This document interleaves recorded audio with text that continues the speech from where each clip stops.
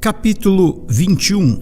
E erguendo os olhos, Jesus observou os ricos colocando suas contribuições nas caixas para coletas de ofertas. Percebeu também que uma viúva pobre ofertou 2 pequenas moedas judaicas e exclamou: "Com toda a certeza vos asseguro que esta viúva pobre contribuiu mais do que todos eles juntos, porquanto todos os ofertantes deram daquilo que lhes sobrava. Esta, porém, da sua extrema pobreza, deu tudo o que tinha, todo o seu sustento." Alguns dos seus discípulos começaram a falar com admiração sobre a magnificência do templo, edificado com enormes pedras e portentosas obras de artes dedicadas a Deus. Então ele lhes declarou: "Chegarão os dias nos quais de tudo o que vedes aqui não será deixada pedra sobre pedra que não seja derrubada." Então indagaram de Jesus: "Mestre, quando acontecerá tudo isso? E que sinal haverá quando tais eventos estiverem para se cumprir?" Esclareceu-lhes Jesus proferindo: "Cuidai para que ninguém vos iluda, pois muitas pessoas virão em meu nome, proclamando: Ele sou eu. E ainda, chegou o final dos tempos. A estes não sigais. Quando ouvirdes falar de guerras e revoluções, não vos apavoreis, pois é necessário que esses fatos venham primeiro. Contudo, o final dos tempos não ocorrerá em breve." E acrescentou Jesus: "Porquanto nação se levantará contra nação, e reino contra reino, e haverá em muitos lugares enormes terremotos, epidemias horríveis e devastadora falta de alimentos. Então sucederão eventos terríveis e surgirão poderosos fenômenos celestes. Entretanto, antes que tudo isso aconteça, vos prenderão e perseguirão, e assim vos entregarão às sinagogas e aos cárceres, e sereis conduzidos à presença de reis e governadores. E tudo isso por causa do meu nome. Porém, isto vos será uma oportunidade para que deis testemunho.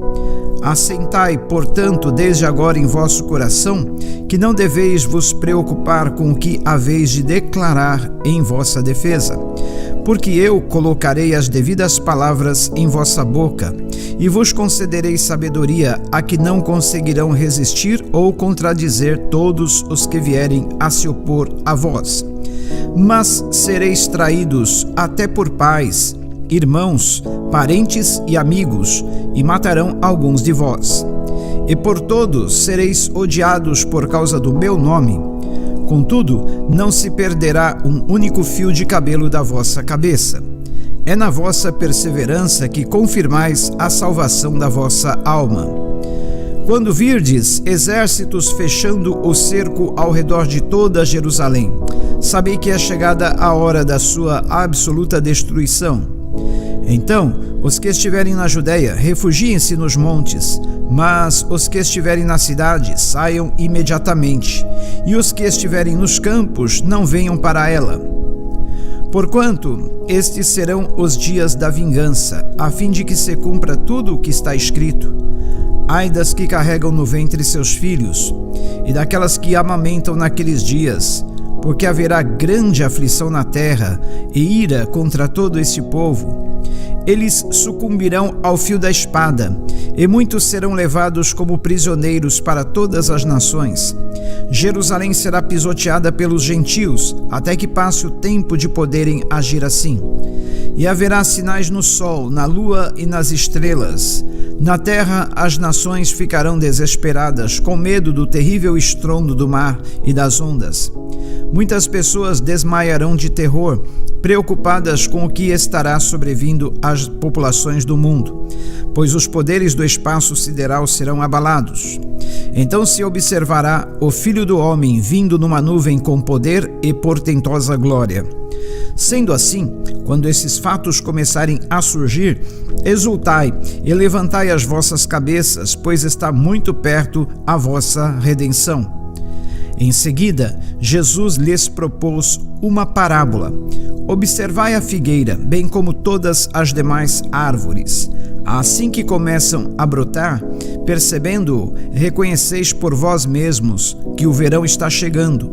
Da mesma forma, quando notardes que estes eventos começam a ocorrer, sabei que está próximo o reino de Deus. Com toda certeza vos asseguro que de modo algum passará esta geração sem que todos esses fatos aconteçam. Porquanto o céu e a terra desaparecerão, contudo as minhas palavras de maneira nenhuma passarão. Tende cuidado de vós mesmos, para que jamais vos suceda que o vosso coração fique sobrecarregado com as consequências da libertinagem, da embriaguez e das ansiedades desta vida terrena, e para que aquele dia não se precipite sobre vós de surpresa como uma armadilha. Pois ele certamente virá sobre todos os que vivem na face de toda a terra. Vigiai, portanto, em todo o tempo, orando, para que possais escapar de todos esses eventos que estão para acontecer e apresentar-vos em pé diante do Filho do Homem. Jesus passava o dia ensinando no templo, e ao pôr do sol caminhava até o monte chamado das Oliveiras, onde passava a noite. Ao raiar do dia, todo o povo se dirigia ao templo para ouvi-lo. Capítulo 22. A festa dos pães sem fermento, chamada Páscoa, estava se aproximando, e os chefes dos sacerdotes e mestres da lei procuravam um meio para matar Jesus. Todavia tinham grande receio do povo. Então Satanás entrou em Judas, chamado Iscariotes, que fora um dos 12 discípulos. E Judas dirigiu-se aos chefes dos sacerdotes e aos oficiais da guarda do templo, e negociou com eles como lhes poderia entregar Jesus. A proposta muito os satisfez e acordaram em lhe dar dinheiro. Judas aceitou e ficou aguardando uma oportunidade quando a multidão não estivesse ao redor de Jesus para, então, entregá-lo sem tumulto. Finalmente chegou o dia dos pães sem fermento, no qual devia ser sacrificado o cordeiro pascal. Então Jesus enviou Pedro e João, recomendando: Ide preparar-nos a Páscoa para que a ceiemos juntos. E eles lhe perguntaram: Onde desejas que a preparemos? Ao que ele lhes orientou: Ao entrardes na cidade, encontrareis um homem carregando um pote de água. Segui-o até a casa em que ele entrar, e comunicareis ao proprietário da casa: O mestre manda indagar-te: Onde é o salão de hóspedes, do qual poderei cear a Páscoa com os meus discípulos? Então ele lhes mostrará uma ampla sala no andar superior, toda mobiliada. Ali fazei os preparativos. E, seguindo, tudo encontraram, conforme Jesus lhes havia predito, e prepararam a Páscoa. Quando chegou o momento, Jesus e seus discípulos se reclinaram à mesa. Então ele lhes revelou: Tenho desejado ansiosamente comer convosco esta Páscoa, antes da hora do meu sofrimento. Pois vos afirmo que não a comerei novamente até que ela se cumpra no reino de Deus. E havendo pegado um cálice, ele deu graças e ordenou: Tomai do cálice e partilhai entre vós. Pois vos declaro que, de agora em diante, não mais beberei do fruto da videira, até que venha o reino de Deus. E, tomando um pão, havendo dado graças, o partiu e o serviu aos discípulos, recomendando: Isto é o meu corpo oferecido em favor de vós. Fazei isto em memória de mim. Da mesma maneira, depois de cear, pegou o cálice, explicando: Este cálice significa a nova aliança no meu sangue, derramado em vosso benefício. Eis, contudo, que a mão daquele que vai me trair está com a minha sobre a mesa. O Filho do Homem certamente vai, conforme o que está prescrito. Todavia, ai daquele por intermédio de quem ele está sendo traído. A partir de então, começaram a questionar entre si quem seria dentre eles o que estava para fazer isto. E surgiu também uma discussão entre eles, acerca de qual deles deveria ser considerado o mais importante. Mas Jesus lhes ponderou: Os reis das nações são os senhores delas, e os que exercem autoridade sobre os povos são chamados de benfeitores. Entretanto, vós não sereis assim. Ao contrário, o maior entre vós seja como o mais jovem, e aquele que governa como o que serve. Porquanto, quem é o maior? O que está reclinado à mesa ou o que serve? Porventura não é o que está reclinado à mesa? Contudo, entre vós, eu sou como aquele que serve. Vós sois os que tendes permanecido ao meu lado durante as minhas tribulações.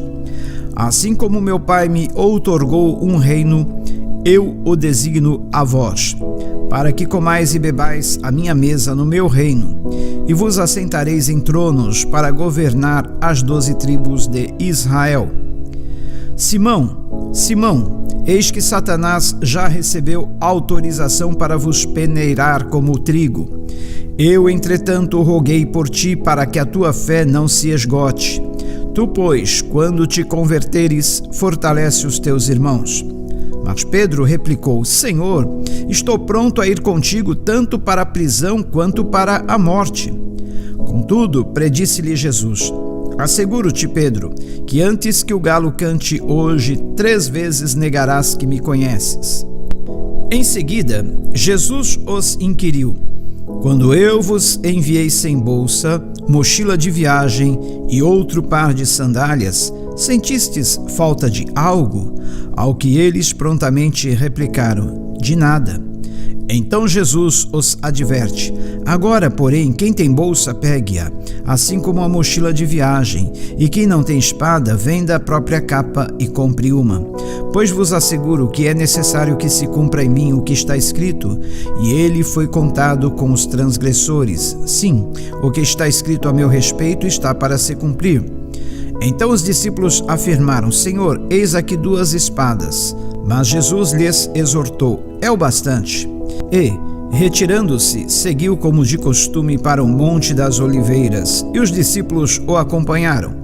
Chegando ao lugar, Jesus lhes instruiu: Orai para que não venhais a cair em tentação. Então ele se afastou deles à distância de um tiro de pedra, ajoelhou-se e começou a orar: Pai, se queres, afasta de mim esse cálice. Entretanto, não seja feita a minha vontade, mas o que tu desejas. Foi então que apareceu-lhe um anjo do céu que o encorajava. E em grande agonia orava ainda mais intensamente. E aconteceu que seu suor se transformou em gotas de sangue caindo sobre a terra. Assim que se levantou da oração e voltou à presença dos discípulos, os encontrou adormecidos, exaustos de tristeza. E exortou-lhes: Por que estáis dormindo? Levantai-vos e orai para que não venhais a cair em tentação. Enquanto ele ainda falava, chegou uma multidão seguindo a Judas, um dos 12. Este se aproximou de Jesus para saudá-lo com um beijo.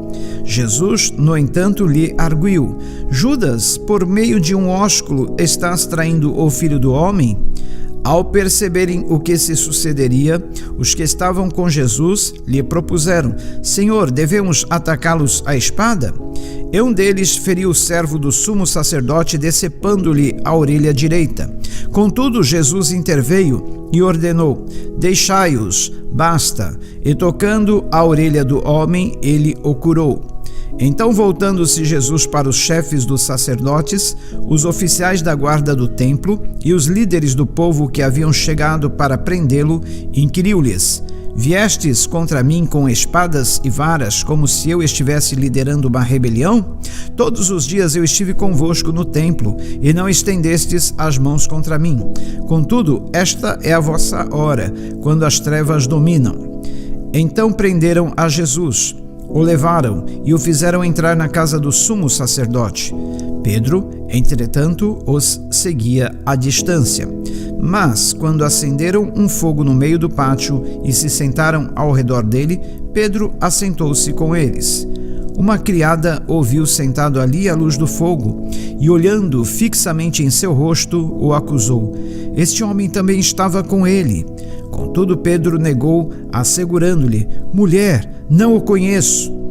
Pouco depois, um homem também o viu e afirmou: tu também és um deles. Mas Pedro o contradisse: homem, eu não sou. Então, havendo passado cerca de 1 hora, outro homem o identificou. Com toda a certeza também este homem estava com ele, porquanto também é galileu. Ao que Pedro exclamou: homem, não sei do que estás falando. E falava ele ainda quando o galo cantou. E aconteceu que o Senhor, voltando-se para Pedro, o olhou diretamente nos olhos. Então Pedro se lembrou da palavra que o Senhor lhe havia predito: antes que o galo cante hoje, tu me negarás 3 vezes. Então Pedro, retirando-se dali, chorou amargamente. Os homens que haviam detido a Jesus começaram a zombar dele e a espancá-lo. Vendaram seus olhos e escarneciam: profetiza-nos, quem é que te esbofeteou? E lhe dirigiam muitas outras palavras infames, blasfemando. Logo que o dia clareou, reuniu-se todo o sinédrio, tanto os chefes dos sacerdotes quanto os mestres da lei. E Jesus foi conduzido à presença dos maiores líderes do povo, onde o interrogaram: se tu és o Cristo, declara-o a nós. Então Jesus lhes respondeu: se vou-lo disser, não acreditaríeis em mim. Assim como, se eu vos questionar, tampouco me atendereis.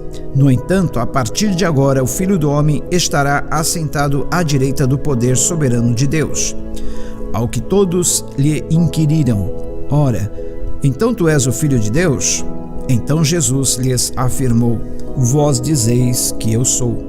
Diante disso, exclamaram todos: por que precisamos de mais testemunhas? Posto que acabamos de ouvir a confissão da sua própria boca.